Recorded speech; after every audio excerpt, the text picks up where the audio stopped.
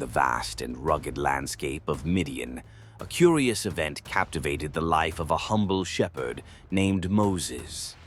It was a moment that would alter the course of history, sparking a journey of incredible leadership and immense courage. This story begins at the foothills of Mount Horeb, also known as the Mountain of God, where Moses tended his father-in-law's flocks. Though he had settled into a quiet life away from the power and splendor once associated with his Egyptian upbringing, destiny awaited him in the most unassuming form, a burning bush. One day, as Moses guided his sheep across the terrain, he noticed a bush consumed by flames yet unscathed by the fire. Intrigued, he approached, drawn by the mysterious sight. It was in this moment that Moses heard a divine voice calling his name. This voice, he would come to know, was the voice of God, an encounter so profound that Moses instinctively removed his sandals, acknowledging the sacredness of the ground upon which he stood. God revealed to Moses that the cries of the Israelites, suffering as slaves under Pharaoh's tyranny, had reached the heavens. The time had come for their liberation, and it was Moses whom God had chosen to lead this monumental exodus. Yet, Moses, despite his privileged birth and education, was plagued by doubt.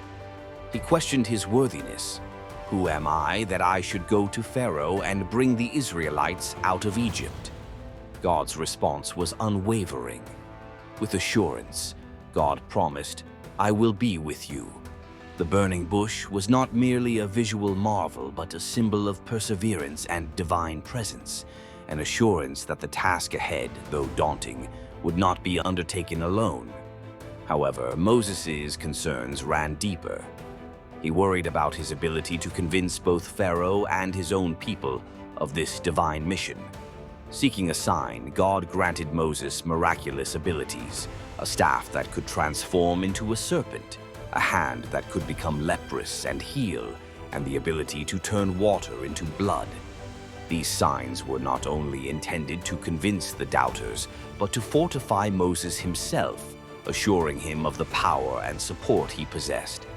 But even with signs in hand, Moses hesitated, expressing insecurity about his eloquence. Once more, God provided, appointing Aaron, Moses' brother, to speak on his behalf. It was a testament that leadership is not an isolated endeavor, but a shared commitment, strengthened through collaboration and support. In this profound encounter with the burning bush, Moses' journey as a leader was ignited, forged in the flames of divine purpose. His story reverberates through time, reminding us of the transformative power of faith and courage. Within the flames, Moses found not only his calling, but also the strength to rise beyond his fears, leading his people toward freedom.